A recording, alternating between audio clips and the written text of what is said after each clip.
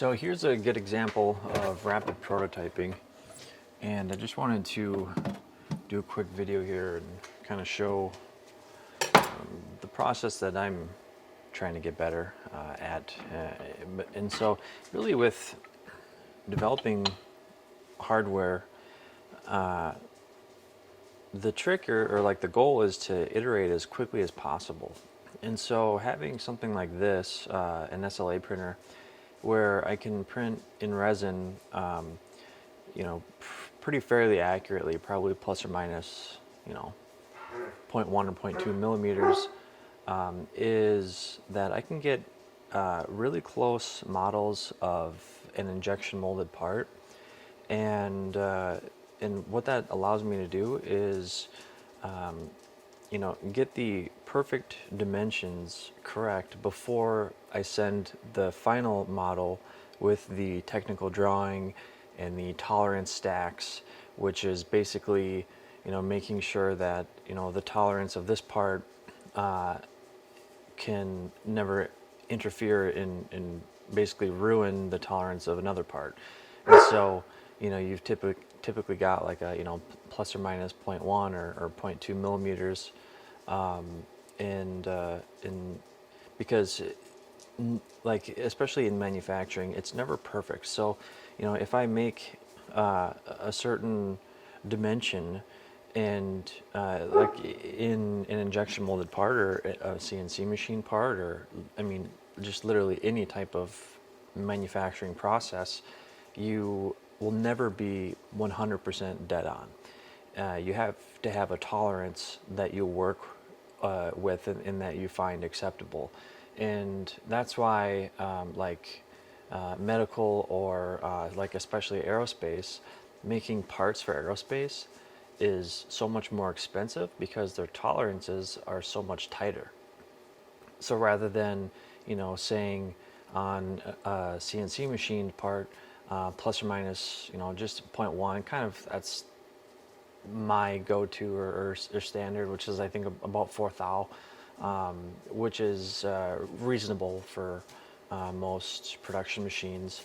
But for aerospace, they may be plus or minus, 0.01 as what they deem acceptable. And so you've got now from like 4/1000ths of an inch to 4/10ths, or 4/10,000ths, but in machining it is called 4/10ths. And in order to make and measure that fine of accuracy, you need to have equipment that is basically exponentially more expensive. And so that's where the cost comes in. But we're not worried about that. That's just kind of a overall with injection molding and manufacturing. But for this here, the advantage of being able to make a design on my computer, and then, you know what, I think I might actually pause, wait for the heater to turn off here.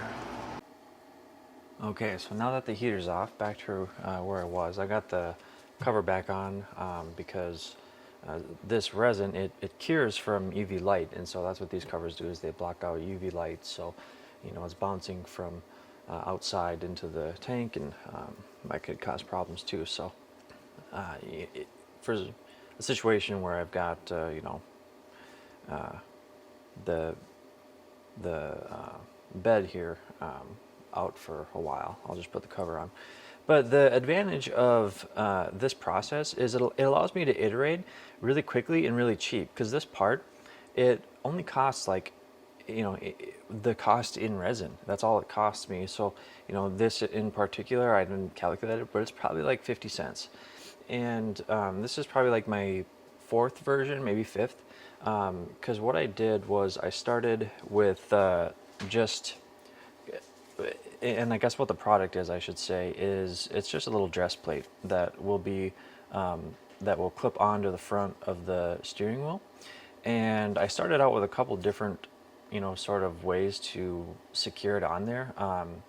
And it'll probably be hard to really get a good look at what it does look like here. But, I started out having it be just these little pegs, because with my design philosophy, sort of like the best part is no part, and so having it be as few parts as possible is always ideal. And so I was thinking about having it be just have the molded feature be like a little standoff that would press fit into the M5 screw on the front of the steering wheel, and it probably, like, I could probably get it to work, but I think it probably isn't, in the long run going to be the best solution, because I'd be worried about, like, over time, from putting it on and off multiple times, the little standoff could wear, and then it would just fall out and it would never stick again, basically. And the idea of this is it'll lower the cost of these dress plates, so you can have multiple, and that's kind of would be cool for like personalization, but also like for track maps. So if you're kind of being more competitive, and you have you're competing in a series, and you have a different track every week, you could just quickly and easily swap out these, and they're not expensive. I don't have a final price on what these will be, but they'll probably be like $10 each, maybe. Maybe less. It depends on like the magnets and the stickers, and the time. It all adds up. So, but yeah, that's the advantage of injection molding, is the low part cost. And so there's a trade-off, because this could easily be CNC machined out of aluminum, and that is what is common. But there's sort of a cost benefit trade-off as you scale in volume, because if I was only going to make 100 pieces of these, and if the customers wanted a premium version that was $25 per dress plate, and it was anodized aluminum, that'd be easy to do. It's not that hard to do, but and there's a lot of people that do that. But the advantage of injection molding is you get it's a higher sort of investment up front in tooling, but you have lower part costs for higher volumes. And so with CNC machining, if you're only doing 100 parts, and if you're only if you're doing just those smaller volumes, it works, because you have no tooling cost. All you're paying is the raw material cost, and then also the cost for the CNC machine, which is expensive. But then you also have additional processes like either tumbling or bead blasting, and then anodizing. And so with this, you have higher tool cost, which could be a mold for a part could be anywhere from $5 to 15 $1,000 plus. There's die cast molds that Tesla uses that literally cost $1 million per mold, but or even more with their mega castings. But yeah, so for higher volume, you can get there's sort of like a break even point, because you have to sell a certain amount of these, obviously, to break even. But then after you reach that, above that is I guess you can either have higher margins, or a lower part cost, or a lower retail price. And so that's where the advantage of injection molding is. It's not cheaper. It really is just kind of a trade-off. And there's a lot that goes into that design too, because with a CNC machine part, you can have any thickness, any type of feature you want, because you can literally, you're taking a block of aluminum and you're just molding it, for lack of a better term, or forming it, cutting the material away to just be presented with what you want, versus an injection molding part where you're taking a cavity and then you're adding material to fill that void. And this is probably overly basic for most people, but some people may find it interesting. And so this is probably like my V3, and I decided to go to magnets because it'll be it'll be way more convenient for swapping. I don't have to worry about the standoffs breaking off or getting squished, that they don't stick in the M5 plates anymore. And so yeah, just having it be magnetic where it'll be able to just snap right onto the front of the plate. And I don't think I have anything like magnetic. There, that's magnetic. But yeah, so I started out doing it in FDM because that's just what I have in my office in the house, and I wasn't in the shop for the first couple iterations. And so yeah, this is like my version 3. And I'm switching to magnets. And so this one, it's iterating and learning as quickly as you possibly can. And that's how you create innovations. Innovations don't come out of thin air. It comes from just failing, learning what went wrong, fixing it, and trying again, and doing that as quickly as possible. And that is quite literally what innovation is. And so, you hear, sort of a term that they call innovation rate, and that's really what it is. The companies that have a higher innovation rate are the ones that can just iterate quick and learn and change more quickly. And in the long run, those are the companies that win. And I'm not saying, I'm an innovative company, but it's just the concept that I'm picking up and wanting to, sort of continue to gain momentum on. And so this was FDM printed. And then this week, I got my Elegoo Saturn back up and running, and the machine itself was fine. It didn't need anything. I think my problem before was I was just using the wrong settings with the resin that I was using. And so, the exposure time, these different resins are sensitive to that. And so getting a good high quality resin is important. And so what you can do is, I guess I'll show the version, I don't know what it is. We'll just call this one 4. And so I printed this in the Elegoo Saturn. This is just a Prushiment resin. But and so the thing with resin is it's more brittle. It's not like the filament or the polymer that you get from like a FDM printer, because this is PLA, and so it makes it just very flexible, easy to print. It's just an easy part and a cheap part to work with, and that's why PLA is so popular. And resin has different advantages over PLA. So for example, like the molded features, and so this is sort of the updated press fit for the magnet. And having fine detail like this is really difficult with FDM. It's pretty much not possible, I think. I mean, you could get like a 0.2 millimeter nozzle, but it's so much better with resin to get what you would have with injection molding, or as close as you can to it. So and so this is the new press fit feature, and it was definitely an improvement, but not quite perfect. And then one thing with resin too is you can see that one of the little standoffs that the magnet goes in, it snapped off because resin is brittle, and so it's not like an actual plastic that is a little bit more flexible, like a PLA. And so like I'm sure I could just sit here and bend it until it completely snaps in half like that.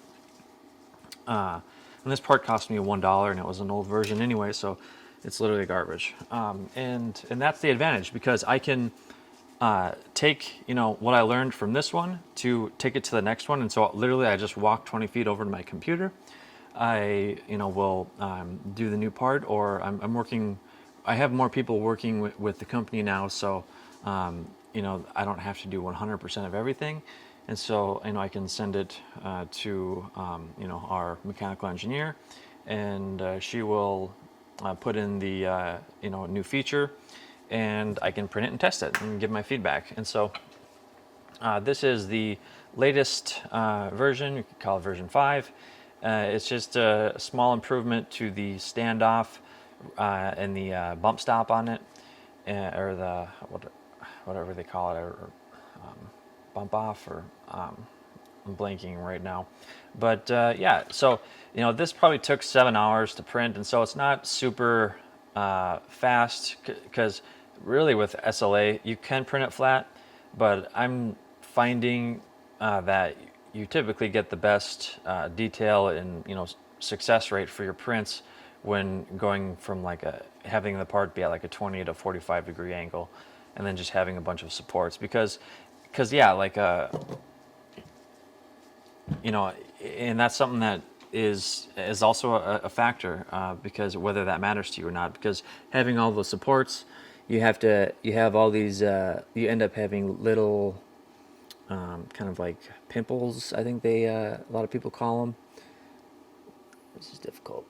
So yeah, you can see all the little pimples that's left, and so you have to decide whether that matters to you or not. For prototyping, this is the cosmetic face, and this is the obviously non-cosmetic face. And so on the mold will actually be textured, and so there's no post-processing required. And that's one of the other huge advantages of doing this, is you can texture the mold so that the part comes out finished, and so it'll have an aesthetic look right out of the mold, and then all I do is clip off the gates, and you have a finished part. And so I think this is the cavity side, which is the cosmetic side, and this is the core side.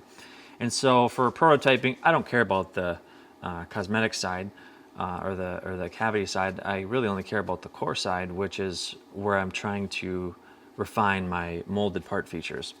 And so here is the part here that I can take off the build plate, and it's quite literally as easy as that. It snaps right off, and so you'll end up having a ugly surface finish on the cosmetic side, but I've got the new dimensions for the press fit bump offs on the core side for the molded parts, because there are, and that's what I was trying to get to earlier, is there's so many added just requirements of designing for an injection molded part, and they call it design for manufacturing, because the material has certain characteristics, and different materials have different requirements. And so the end part will be printed in ABS, and when designing something like this for an injection molded part, you have to not only basically you'll design it the outside or just the cosmetic look first, and have it be just a solid part, and so typically you could and that's where you could just machine the finished part like this. Basically it would just be a solid brick. But for injection molding, it has to have a certain wall thickness so that the plastic can flow more easily and distribute evenly, and then also cool evenly. Because if you have varying wall thicknesses throughout the part, and if the nominal wall thickness of this thin piece here is 2 millimeters, but then you go and you have a 4 millimeter kind of edge, you're going to get uneven cooling, and that causes problems like either sinking, whereas you'll have a hot spot here where it's thicker in one area, so you'll have to and so what you'll get is you'll either get sinking on the cosmetic side because you've got more material that is shrinking, and then it ends up looking bad, or it could warp, and so it would end up, as it would cool and come out, it would just be bent like that, or some other defects, I guess, or to get around it, you'd have to have a longer cycle time, which is more expensive, because when it's in the mold, they can calculate how long it's going to be to cool, and then and so the faster that you can, you know, inject the plastic, the faster you can cool the plastic and then eject it out of the mold, the lower the part cost is, because you're using less machine time. Because whether you're CNC machining or injection molding, machine time is money, and that is, there's no getting around it. Whether you own the machine 100% or are going through a supplier, that is just a fact of life. And so the lower the machine time, the lower the cost per part. And that's where another huge advantage, and why injection molding is the per part cost is so cheap, is because the material itself will be likely, like, if you had just the raw material, the cost for ABS would be a few cents, I'm sure. And then if this were just raw material of aluminum, it'd probably be, I mean, it'd be a couple dollars probably per part, I would imagine. And then also the machine time to make the part, because with this, you've got when you're injecting the plastic, it cools pretty quickly, and then it ejects. It's probably in the machine, you know, the cost per, or the time per part is probably only, you know, and this is just a guess, but 60 seconds, you could say. And so, and that production machine has a certain rate that they charge per hour, and that's how the business works. Okay, I just turned the heater off for now. Next time I'll learn to do that ahead of time. But yes, and then for CNC machining, the time to make the part for something like this, I mean, you'd have to deck it off. You know, it would sit in a fixture. You would deck it off. You would do. I think the best way to make this part in a CNC would be, to remove the top layer. You'd outline the outside, do whatever features you want on the cosmetic side. Then you'd have a soft jaw. You would do a second operation, flip it around into the soft jaw, and then machine the backside. And so, you know, your total machining time per part, you've got 2 operations, you've got 2 setups. You know, operator time is a lot higher. Could be an hour, you know, for a setup, and that's but I mean, you've got a setup fee for injection molding too, but they're doing, you know, basically the same thing. But yeah, so that is just kind of an idea of just how the business works, honestly. And so with this now, you know, moving on, taking this part out of the resin printer, and you can see that my, you know, gloves are completely slimy and the part is completely slimy, and it probably won't even clean all the way because I've been just holding it here in the open to the sun out here. But what you have to do is you have to clean the resin off, and so the best way to do that is with these cleaning or washing stations. And so it's just isopropyl alcohol, 99%. And what I'll do is I'll drop it in there, and I kind of mentioned in my last video, I do it in, you know, 2 stages. And so I have like a dirty one and then a clean one. And so I'll just put it in here. There's actually a magnet in the rotating base, and then there's a little 3D printed part with magnets underneath in the tank. And so it's pretty cool. And it actually will rotate it like a turbine, even though there's no connection because of the magnetics.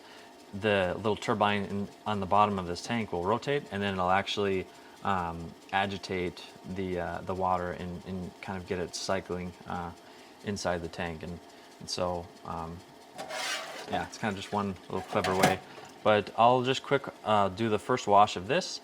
I'll take it out, I'll put it into the second cleaner one, and then I will typically I will blow off the part and get the IPA off, and then you cure it. And I'll show those steps here in a second.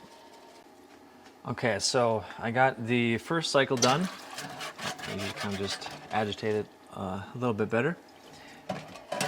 Remove that, and then I will put it into the second one. And the only difference between these two is this is the Prusa version and this is the Elegoo version.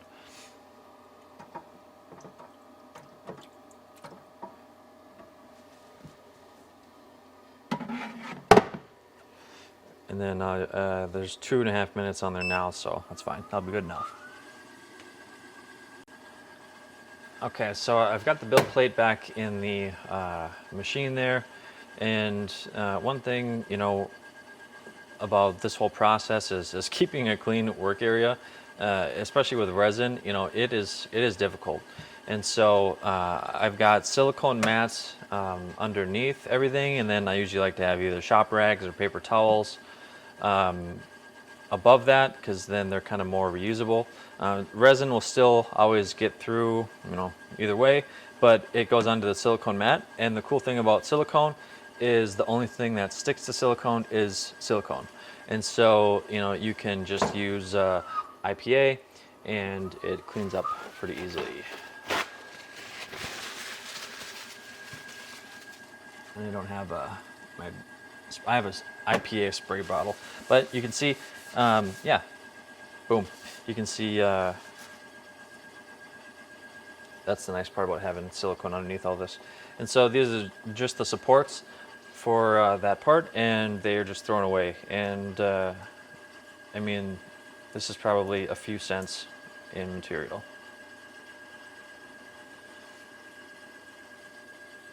So, and so that's where, you know, the real advantage ends up being is now, especially with you know, injection molding, you really have to make sure you're right on the first try. At least, like, you know, because when you make that mold, that mold gets machined and then it gets finished, so either polished or texture applied to it, and there's, you know, a lot of time and money that goes into that mold, and, you know, it can't be changed. And so that's one thing with machining is, if, you know, from batch to batch you want to change the features, it's super easy. All you do is just change the G code that gets into the CNC machine, and you can change whatever features or dimensions you want. But with injection molding, you can't do that because the mold is fixed and it's set. And so if you want to change features or dimensions, it ends up being really expensive, because you have to use, you know, a technician, or, you know, a specialist has to rework that mold. And so either add material, so like, you know, or remove material. And so, yeah, that gets expensive really quick. And so the cool part about this process is I can, in the span of, you know, 1 week, go from sort of like a general concept to a part that is, you know, finished and ready for mass production, because in the span of that week, you know, I can do pretty much 1 iteration per day. That's what I, you know, try when I'm really wanting to get a project or a part done. You know, I try to go for that, because, you know, especially like with print time for something like this, you know, it takes 7 hours. And so this is something where last night I had the version 4 or whatever. I printed that on Friday. Friday morning I printed it, and you know, the tolerance wasn't quite perfect, and then one of, like, the bump stop wasn't quite perfect, which is basically just the part that gets squished by the magnet. And so late last night, I got my mechanical engineer, you know, did an update, created the new version from, you know, the feedback that I gave, and then sent me that file, and then, you know, I printed it, I think. I mean, I was up till probably 2 or 3 a.m. last night in the shop, but, you know, I started printing at, you know, 1 a.m. I woke up this morning at 8. I came out here, and the print was ready to go. And so that's what's cool about that is, and that's what's cool about, you know, rapid prototyping, because for, you know, all it took me was a week and probably $20 total in material, and I have a part that is going to be ready for mass production. And that's where, you know, and this one part isn't going to make a difference. There's a good chance I'll probably never make money actually on this part. It's really just a value add for the rest of my system. And so, but I will quick dry this off here. I'll show it to you. And so here is the version 5, I think I was calling it. And it is not cured, it's just cleaned and dried. And so the final step for this is to cure it. And the cool thing about this washing machine is it not only is a washing machine, but it's also a curing machine. And so these are UV light strips. There's one underneath.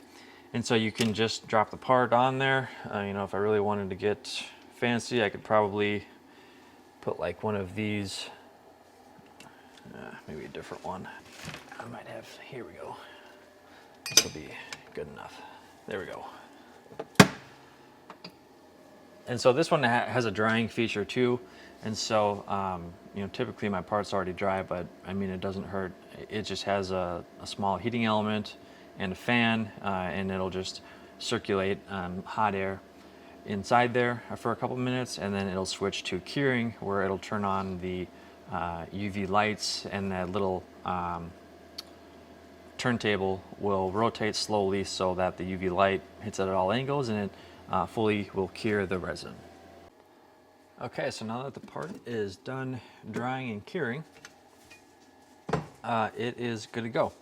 So what I'm going to do is take a magnet, and this is my last magnet that I have. I got only like 5 or 10 of them, and I've had the misfortune of like losing all of them, but this one here. And so, and this isn't really a perfect example of you know, what the final injection molded part will be, because the material properties are different. You know, the resin is so much more brittle than what that ABS will be. You know, this standoff may snap off like the other one did, but let's just take a look. And there you go. You've got a really easy press fit magnet in there. No problems at all. The main thing we'll have to find out is if it will, how easy will it fall out. You know, I think that fit could probably be a little tighter, but it's another thing that's really hard to say, because you know, that ABS is going to act a little bit differently. And I think what I'll have to end up doing is finding a resin that is maybe more like an engineering grade resin, that will act a little bit more similar, at least, to ABS. But I think overall pretty good. I'll have to sort of, well, it looks like it probably isn't going to be tight enough. So this, you know, latest update in the change to the I'm calling it a bump stop. I don't know if that's the correct term right now or not, but the reason for that change was actually more on the molding end, or demolding, because there's an undercut, and with injection molding you don't want to undercut, because it's back to all of those different features. There's all the stuff you have to worry about. There is the nominal wall thickness, there are the radii. You've got the strength characteristics that you want to, you know, take into effect. And so for this part, you know, there won't be any forces going on the part at all. And so the strength of it is not as big of a deal. But, you know, if you did want it so that it would be, you know, less or more resistant to bending, you could put ribbing. There's also screw bosses. And gussets, you know, all these different features that go into this part. And, you know, as a consumer, you just look at a part and you think, oh, plastic cheap. And it's like, it's like more often than not, there's a reason that a thing is the way it is. Like, the people that manufacturing is underrated and making stuff is hard. And so there certainly are times where you just got a stupid company and stupid engineers that really don't know what they're doing, and they just, you know, pump out stupid cheap products. But yeah, more often than not, there's a reason why people are doing things the way that they are. But yeah, this will wrap up at least this video. I just wanted to kind of showcase some of the difference in some of like the thinking and processes that go into developing a product, because I do think manufacturing is really underrated. I think it's really interesting. I hope that I can, through the YouTube channel, show people more of the behind the scenes and have people learn about it and also be interested in it as well. And so the final part I will show here. Kai, Goose, quit.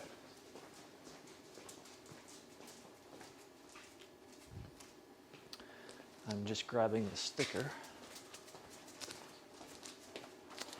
And so this will be, this is just another, quick, cheap, fast prototype that I made. And so for the first dress plate, I made this sticker.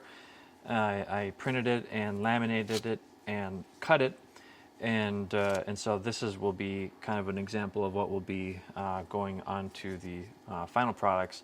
And so with this, you'll be able to customize your steering wheel or sort of whole theme setup the way that you want it. So you could have the different, colors or track maps or whatever, because I think that's part of the thought process about our products going forward is I need to have a standardized product lineup, but then offer customizations and personalization through stickers. And so I didn't want to have slap just a cheap sticker on the front of these, and you can see all of the bumps from the support material. So I mean, it really looks like crap now, but that's what a prototype is. It's fast, it's cheap, it looks ugly, but you learn something and you improve on the next version in 24 hours. And that is where I've kind of said multiple times now where the advantage is. With these sticker sheets, I didn't want it to have just a cheap sticker sheet, and I'll be showing the whole process in the print shop soon. I'm just waiting on a couple more things. The whole print shop is something I've been working on behind the scenes probably since I think July, and so what I have come up with is a process to create a sticker that is unbeatable. I mean, it is the most expensive media I can possibly find, the most expensive ink, basically. It's the most expensive laminate, and is precision cut. And so as far as is it possible to make a sticker that will end up being higher quality than this? No. And this one is fraying and ugly, and so you'll see the future final. I've shown these and I've talked about these a lot already. I think they're cool. It really stands out, and they will last forever, and they're cheap to replace or swap out, because even if you wanted to have just one dress plate but then have multiple stickers, the vinyl is a 1.75 mil vinyl with a air release. And so what that does is it makes it a little bit more flexible, but it also makes it easier to apply and have it be bubble free, because if you get a bubble with that air release, there's little grooves on the bottom side of the vinyl that you can just press it out, and so you'll get a perfectly flat application every single try. And then not only that, but it also makes it easy to remove. You could put it back on the transfer tape and put a new sticker on here, and it'll be basically as good as new. And so that is another small advantage of this. And you can get more color, because with if this were just an anodized aluminum part, the only thing you could do is either add a sticker and get that color, which is what we'll be doing, or laser etch it, which You've got the, anodize in the material, so it could be red or black or whatever, and then you laser etch it, and it just will show a gray logo because that's just the raw material of the aluminum. And so, yeah, I think what we'll end up having is kind of a little system that will be more scalable, and that's why I'm going towards a standardized product lineup, because as a small shop, I could do, at low volume, you can do a lot of customization and have it be expensive, but then that does not scale, and that is why I made the pivot that I have away from doing replica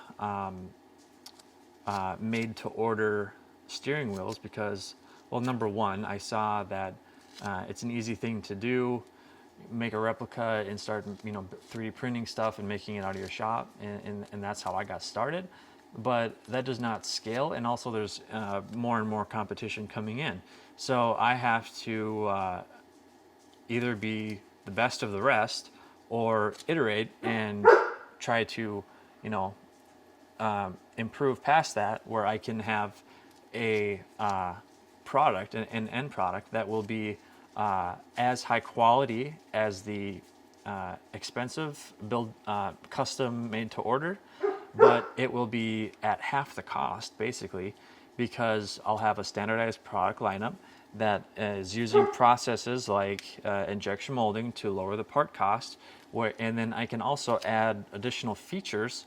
And so what I'll end up having is a part that, as far as this dress plate is concerned, I'll end up having something where it will have more features than an aluminum one, because I'll be able to have the magnets press fit, and then they'll just snap on to the front of the steering wheel and snap off, or